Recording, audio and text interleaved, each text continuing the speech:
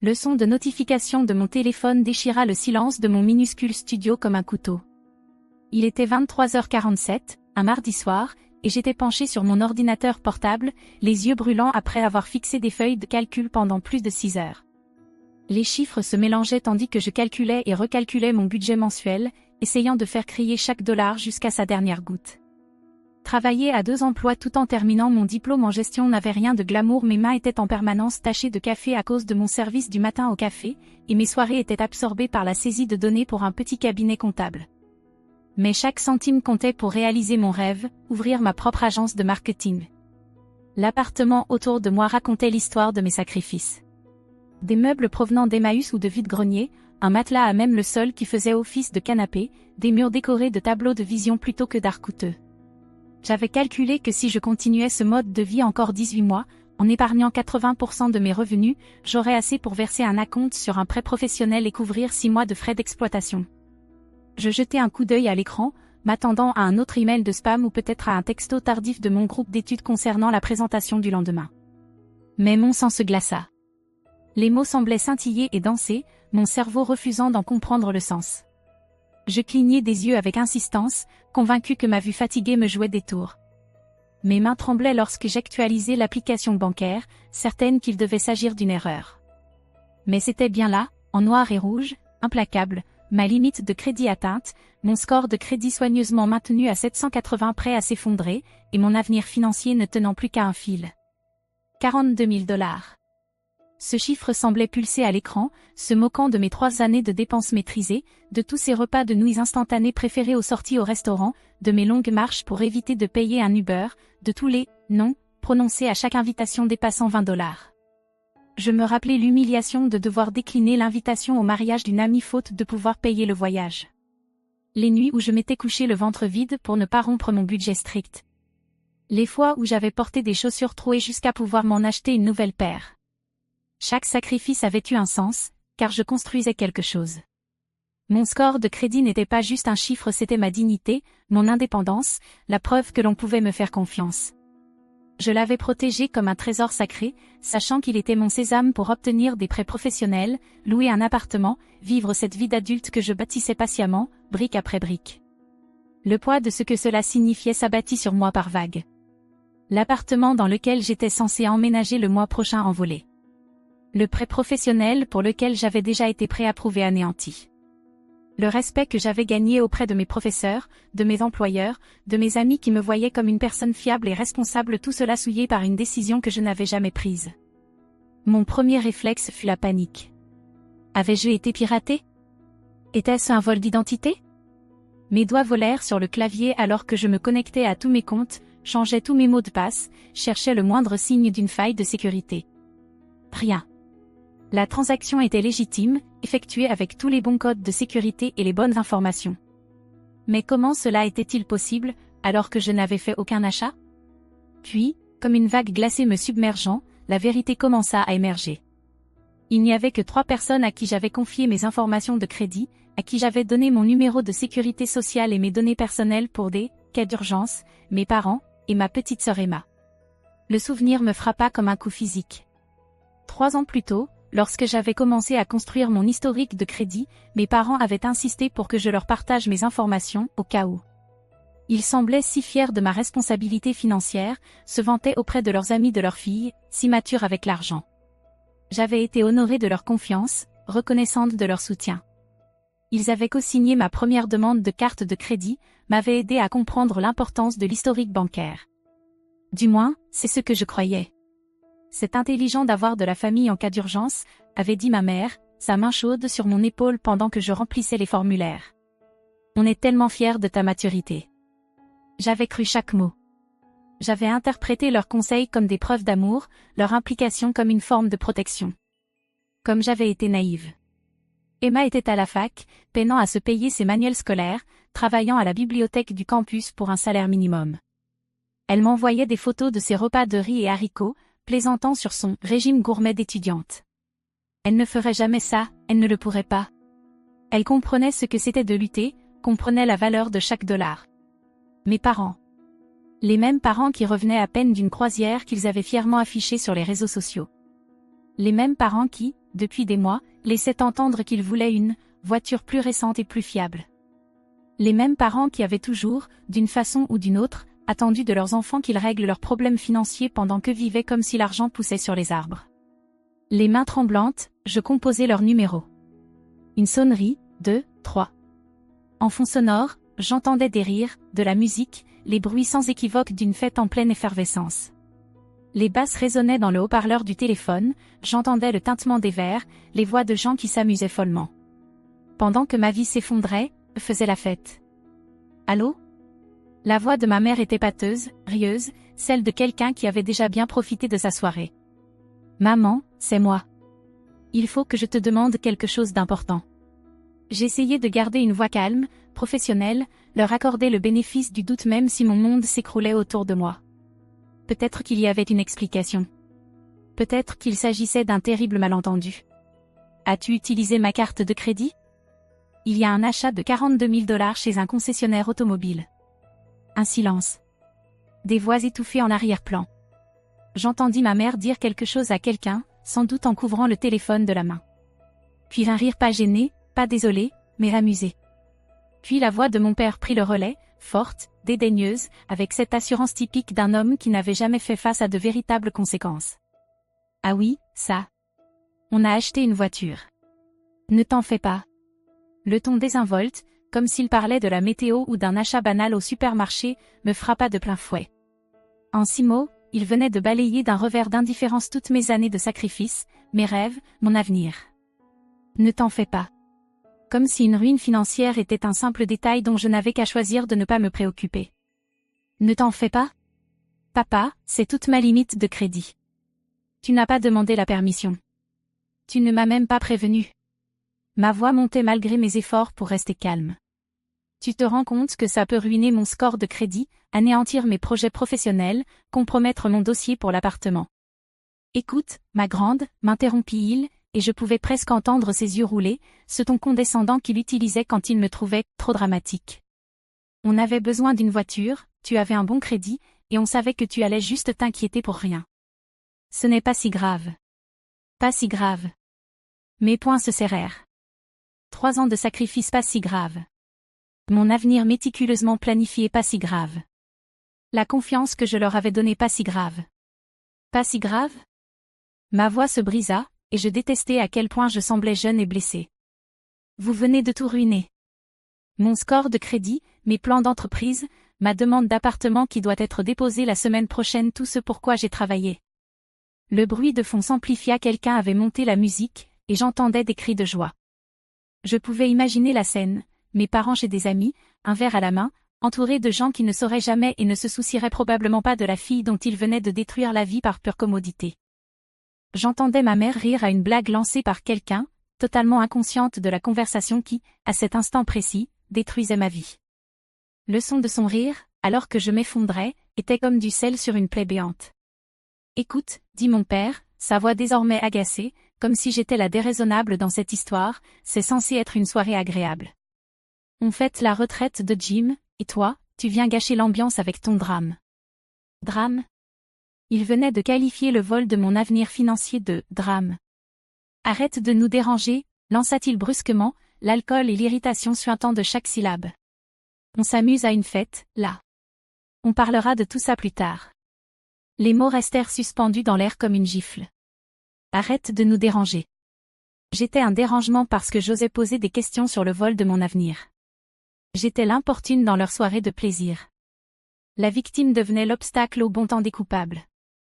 À cet instant, assise dans mon petit appartement vide, avec ma vie en ruine autour de moi, écoutant mes parents balayer ma douleur pour retourner à leur fête, quelque chose de fondamental changea en moi.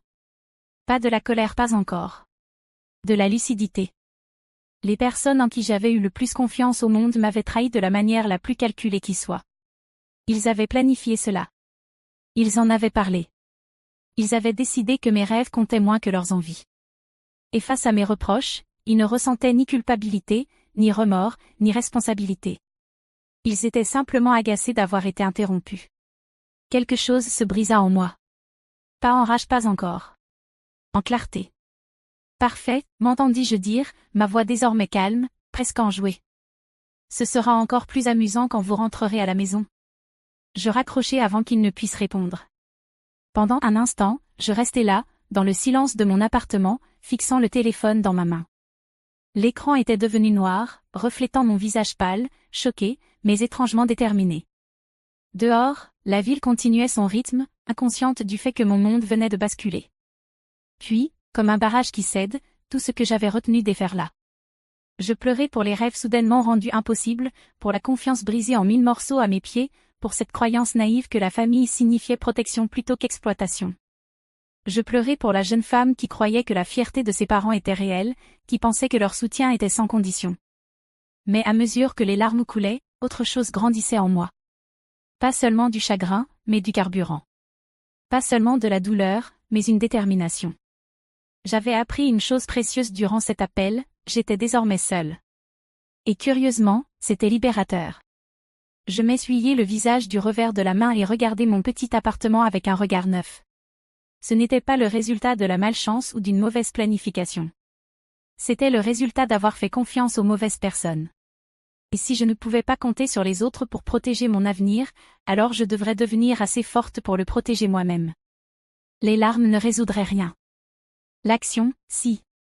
Et je n'avais jamais été aussi prête à agir de toute ma vie. Je m'essuyai à nouveau le visage et j'ouvris mon ordinateur portable. S'il voulait jouer avec mon avenir financier, alors je jouerais pour gagner. D'abord, j'appelai la concession automobile. Automax était fermé, mais leur ligne de garde me mit en relation avec un service de sécurité. J'expliquai la situation que mes parents avaient utilisé mon crédit sans autorisation pour acheter un véhicule. Le représentant se montra compréhensif, mais m'expliqua que, puisque l'achat comportait toutes les bonnes informations et semblait légitime, je devais porter plainte pour fraude si je voulais contester la transaction. Fraude. Le mot avait un goût amer, mais il était juste. Ensuite, j'appelai les 3 principales agences de crédit et plaçai des alertes de fraude sur mes comptes. Puis je contactai ma société de cartes de crédit et expliquai la situation. Ils gelèrent immédiatement mon compte et lancèrent le processus de litige, tout en me prévenant que cela pourrait prendre entre 60 et 90 jours pour être résolu. Alors que je travaillais toute la nuit à protéger méthodiquement ce qu'il restait de ma vie financière, je compris une chose que mes parents, eux, ignoraient visiblement: chaque action a des conséquences, et ces conséquences ne s'arrêtent pas pour une fête. Je fis des recherches sur les droits des locataires et découvris que ma demande de bail pourrait être retardée en raison du litige de crédit. J'appelai le bureau du propriétaire et laissai un message détaillé expliquant la situation, en y joignant les documents liés à la plainte pour fraude. Madame Patterson m'avait toujours apprécié, j'étais la locataire qui payait en avance et ne causait jamais de problème. Je devais espérer que cette bonne réputation me viendrait en aide. Puis, je fis quelque chose qui me surprit moi-même, j'appelai ma patronne de l'agence marketing où je travaillais à mi-temps. Sarah Chen était une femme qui avait bâti son entreprise à partir de rien, qui comprenait à la fois les épreuves et la détermination. Sarah? C'est Maya. Je sais qu'il est tard, mais j'ai un souci. Je lui expliquai tout le vol, le crédit endommagé, ma situation de logement précaire, la manière dont mes parents avaient ignoré ma crise pour continuer à faire la fête. Je lui demandai s'il y avait des projets supplémentaires à prendre, un moyen quelconque d'augmenter mes heures ou mes revenus. Sarah resta silencieuse un long moment. Quand elle parla, sa voix était douce mais pleine de force. Maya, j'ai traversé quelque chose de similaire avec ma propre famille quand je construisais mon entreprise. Des détails différents, mais la même trahison de confiance. Laisse-moi te poser une question: à quel point veux-tu leur prouver qu'ils avaient tort? Plus que je n'ai jamais voulu quoi que ce soit dans ma vie, répondis-je sans hésiter. Parfait. Parce que j'ai une proposition pour toi. Nous cherchons quelqu'un pour gérer nos nouveaux comptes de réseaux sociaux et la communication avec les clients. Ce n'est pas le travail le plus glamour, mais il est bien payé et tu peux le faire à distance.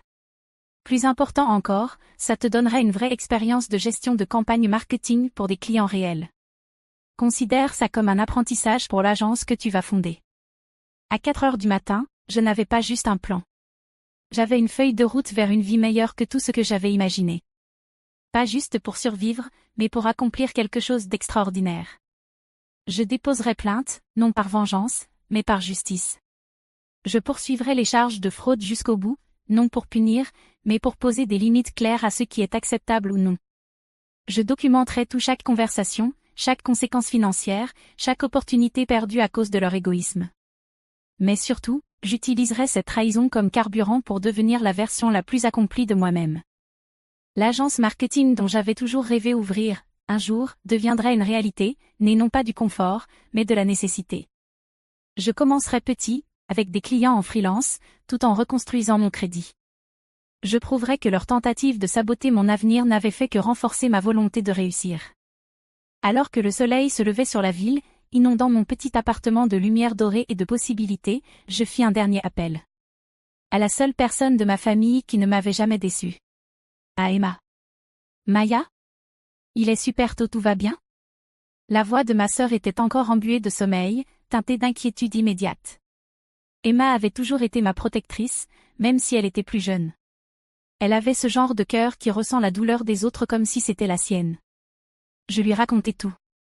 Le vol, la fête, l'indifférence totale de nos parents face à la destruction qu'ils avaient causée. Je lui racontai les heures passées à bâtir des murs pour protéger ce qu'il me restait, les plans que je préparais pour renaître de cette trahison plus forte que jamais. Emma pleura pour moi, pour la famille que nous pensions avoir, pour l'innocence que nous avions toutes les deux perdue en un seul appel. Mais à travers ses larmes, j'entendais autre chose, de la fierté. « Je n'arrive pas à croire qu'il t'ait fait ça, » murmura-t-elle. « Je n'arrive pas à croire qu'il riait et faisait la fête pendant que ton monde s'écroulait. »« Maya, je suis tellement désolée. »« Ne sois pas désolée pour eux, » dis-je fermement. « Ils ont fait leur choix. Maintenant, je fais le mien. »« Qu'est-ce que tu vas faire ?» demanda-t-elle. « Je vais construire la vie que je mérite, » dis-je, et au moment où ces mots franchirent mes lèvres, je sentis leur vérité s'ancrer au plus profond de moi. Et je vais m'assurer qu'ils comprennent qu'exploiter sa famille n'est pas sans conséquences. Pas pour me venger, mais parce que certaines leçons doivent être apprises. Il y eut un silence, puis la voix d'Emma traversa le fil, claire et forte malgré ses larmes. Je suis fière de toi. Et Maya? Quand tu lanceras ton agence, je veux être ta première employée. Je souris pour la première fois depuis l'alerte de crédit. Marché conclu. Encore une chose, ajouta Emma, sa voix devenant plus tranchante, plus assurée que je ne l'avais jamais entendue. Ne les laisse surtout pas te faire culpabiliser quand les conséquences commenceront à tomber.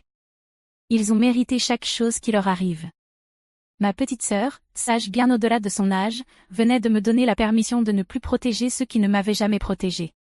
3 mois plus tard, j'étais assise dans un petit bureau professionnel, modeste mais lumineux, où l'on pouvait lire sur la porte en lettres élégantes, Phoenix Marketing Solutions. Le nom n'avait pas été choisi au hasard, les phénix renaissent de leurs cendres, après tout. Et moi, j'étais sortie des cendres de tout ce que je croyais savoir sur la famille, la confiance, et ma propre force. Le bureau n'était pas grand, mais il était à moi. Chaque meuble avait été choisi avec soin, chaque décoration gagnée à la sueur de mon front. Les murs n'étaient pas recouverts d'art coûteux, mais de cartes de remerciement de clients satisfaits, de certificats de formation en ligne suivis lors de nuits blanches, et d'une copie encadrée de ma licence d'entreprise, preuve que les rêves peuvent survivre même aux trahisons les plus dévastatrices. Mon téléphone vibra, un message d'un client potentiel, quelqu'un qui avait entendu parler de mon travail par le bouche à oreille. En 3 mois, j'étais passée de victime à entrepreneur, de ruinée à stable financièrement. Le travail était exigeant, les heures longues, mais chaque réussite avait le goût d'une victoire, pas seulement pour mon entreprise, mais pour la personne que j'avais décidé de devenir. Mes parents étaient finalement rentrés de leur fameuse soirée, pour trouver des policiers les attendant avec des questions sur une fraude bancaire. La scène selon Emma avait été, la plus honteuse que je les ai jamais vue. La voiture avait été saisie quand ils avaient manqué les paiements qu'ils n'avaient jamais prévu d'honorer. Leur croyance que je finirais par passer l'éponge et prendrais la responsabilité de leurs dettes s'était révélée spectaculairement fausse. Leur cercle d'amis avait été témoin de leur arrestation. Leur réputation dans leur petite communauté s'était effondrée, tout comme ils avaient essayé de ruiner la mienne. Mais la véritable victoire ne résidait pas dans leur chute, elle se trouvait dans ma propre ascension. Les procédures juridiques étaient toujours en cours, mais j'avais déjà gagné la bataille qui comptait le plus. Pas par vengeance, mais par résilience. Leur tentative de voler mon avenir m'avait au contraire libéré de l'obligation de les inclure dans celui-ci. J'avais appris qu'il y a parfois des cadeaux déguisés, le plus grand que quelqu'un puisse vous faire, c'est de vous montrer clairement qui il est. Et ce cadeau, je l'avais reçu haut et fort. Emma avait demandé un transfert vers une université plus proche de mon nouveau bureau. Elle travaillait à temps partiel tout en terminant ses études. Fidèle à sa promesse, elle était devenue ma première employée officielle, apportant avec elle cette loyauté et cette éthique de travail qui l'avaient toujours rendue si unique. Elle était tout ce que nos parents n'avaient jamais été, fiable, présente, réellement fière de mon succès plutôt qu'envieuse. Un soir, alors que nous fermions le bureau ensemble, elle me demanda. Tu le regrettes parfois? Avoir engagé des poursuites, je veux dire. Avoir rendu tout ça si public. Je pris le temps de réfléchir à la question. Je regrette que ça ait été nécessaire, répondis-je enfin. Mais je ne regrette pas de m'être protégée. Et je ne regrette pas d'avoir envoyé le message que chaque action a des conséquences, surtout quand cela vient de la famille.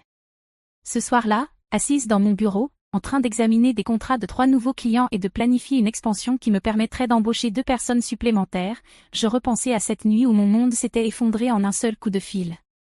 J'avais dit à mon père que ce serait encore plus amusant quand il rentrerait, pensant prononcer une menace mêlée de douleur et de colère. Je n'avais pas réalisé que je venais de me faire une promesse à moi-même. Le vrai amusement commençait, mais cette fois, c'était ma fête, mes règles, mon avenir que je célébrais. Je pensais à cette fille, assise dans son studio exigu, entourée de meubles de seconde main et de rêves qui semblaient inaccessibles. Elle avait tellement peur de décevoir les autres, tellement besoin d'être approuvée, prête à s'oublier pour le confort des autres. Cette fille avait disparu, remplacée par une femme qui savait que la seule approbation qui comptait vraiment était la sienne. Mon téléphone sonna. Je regardai l'identifiant. C'était un numéro inconnu, mais je répondis tout de même. Les clients potentiels appellent à toute heure, et j'avais appris à toujours rester disponible quand une opportunité frappe à la porte.